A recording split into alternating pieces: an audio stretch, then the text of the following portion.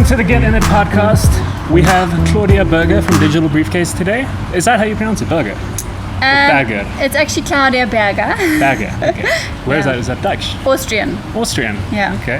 Austria is actually my favorite country in Europe. Really? Yeah. People there seem to be like a little looser, a little nicer. It's true. Everyone has a smile on their face, but It's such a beautiful place. Like, yeah, that I don't really know how you wouldn't be happy there. So, Digital Briefcase. You guys got started in 2015. You're a digital marketing company with a very fun-focused, sort of female-driven angle on the whole thing. How did that whole thing get started? So initially, we were actually part of a bigger organization.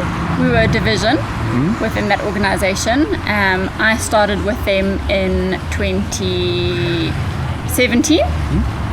I was running the division for not even a year, and then they decided they didn't want to continue with the division anymore because they're actually a media house, so they wanted to focus on media, selling their own media, and not paying the likes of Google or Facebook for ads.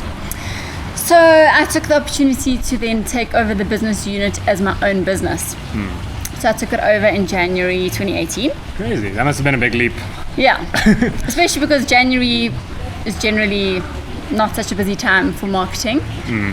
So it was interesting. I actually didn't take any of the staff that were part of the team with me. I started on my own, started using freelancers initially. And from there we started growing. Like you mentioned, we are a purely female-based business at the moment, which wasn't actually the plan, but it's actually amazing that it's ended that way. Not that we're not going to say no to having any male employees going forward, but for now, just having us as females is great.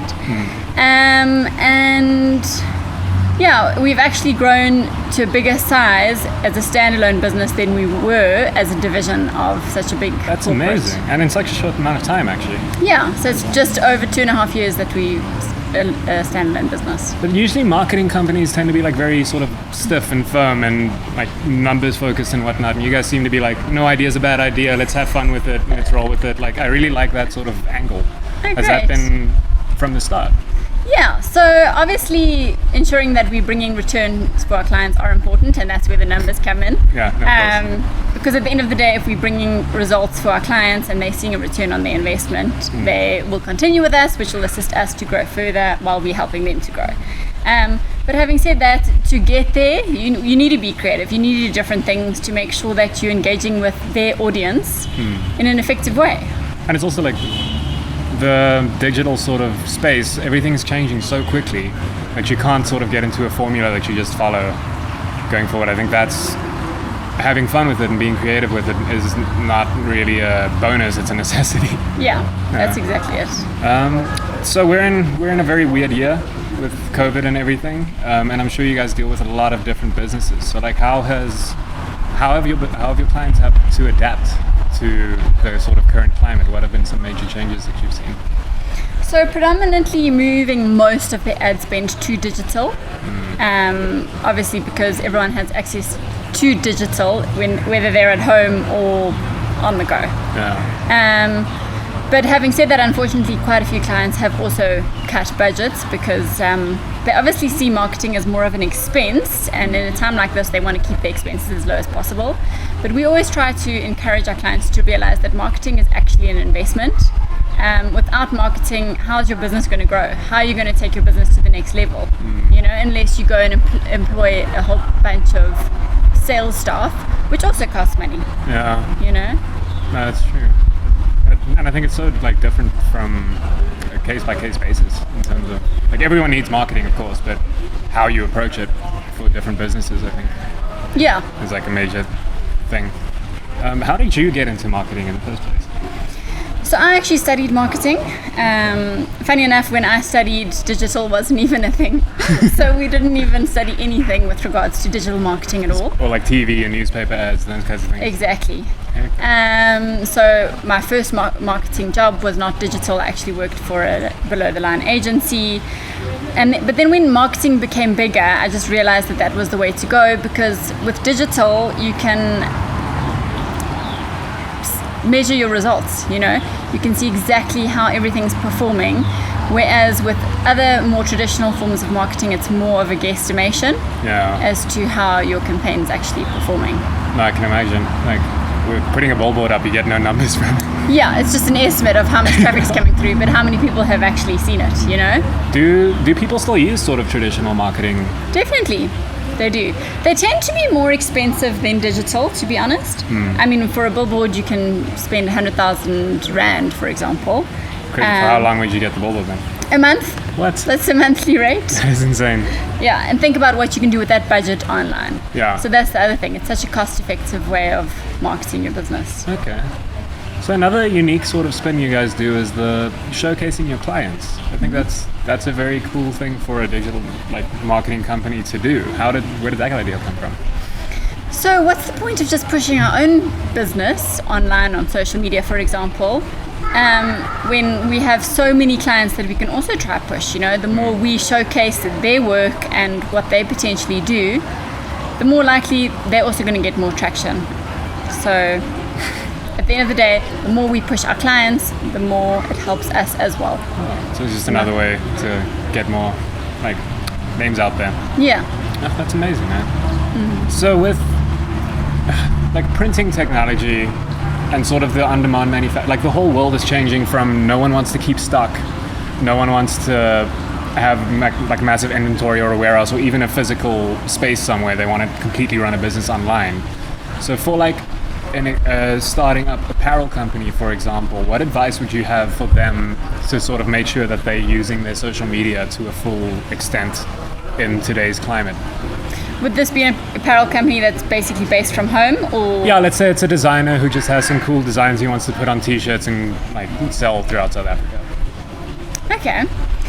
So, especially if he doesn't have actual, for example, retail front, it's very important to make sure that the digital presence is there so that people are aware of him. You know, if he doesn't have a base where people can necessarily come to, such as a home, he definitely needs to make sure that his presence is out there. Potentially make use of influencers as well.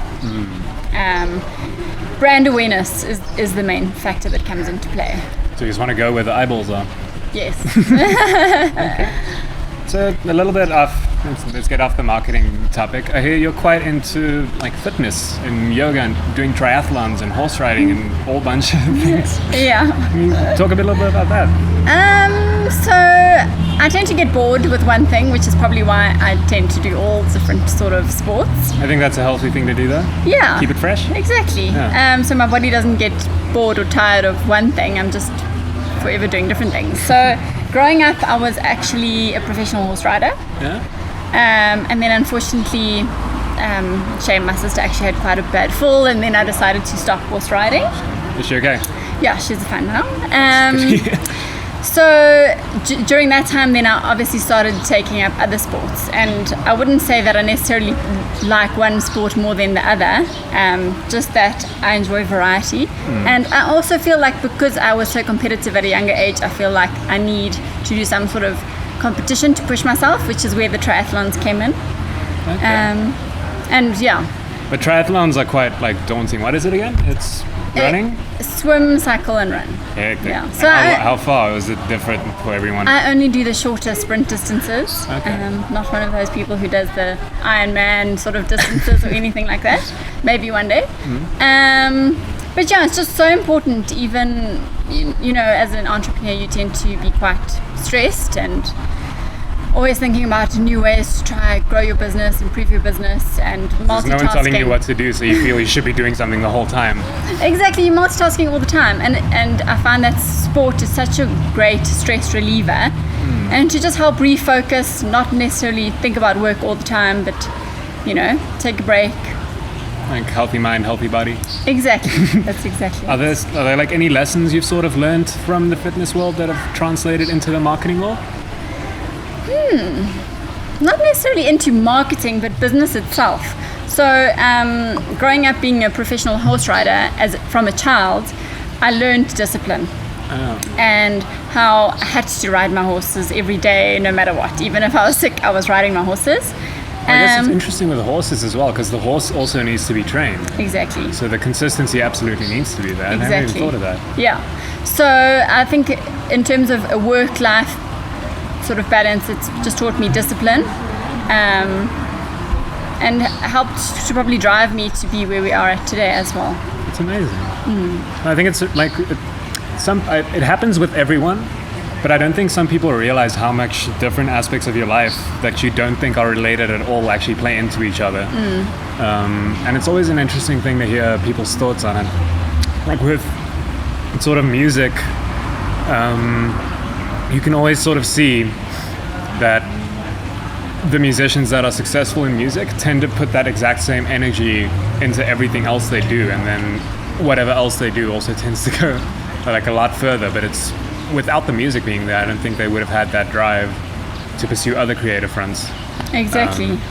I think it's so important to have more than one element in your life that you're focusing on, you know, to have that hobby. Or I mean, even if you look at a lot of the successful entrepreneurs out there, they all tend to be relatively healthy and sporty, you know, or potentially have some sort of other hobby, whether it's more arts and crafts or something like that. It's so important to have that.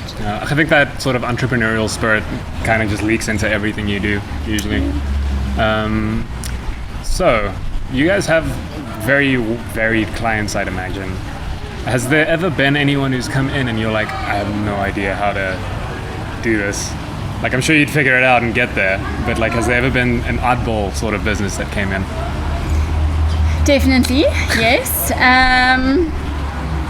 Generally the most challenging ones are the hardcore sort of B2B clients, because you're more limited in terms of which channels you can use for marketing. It's pretty much, obviously business dependent and industry dependent, but it's pretty much LinkedIn and potentially Google. So yeah, I mean, that's when the team would come together, strategize on what would be the best way to take clients to market, to get the most effective results. Because, I mean, any client we have, we do such different things for, you know. It's really industry specific. Okay.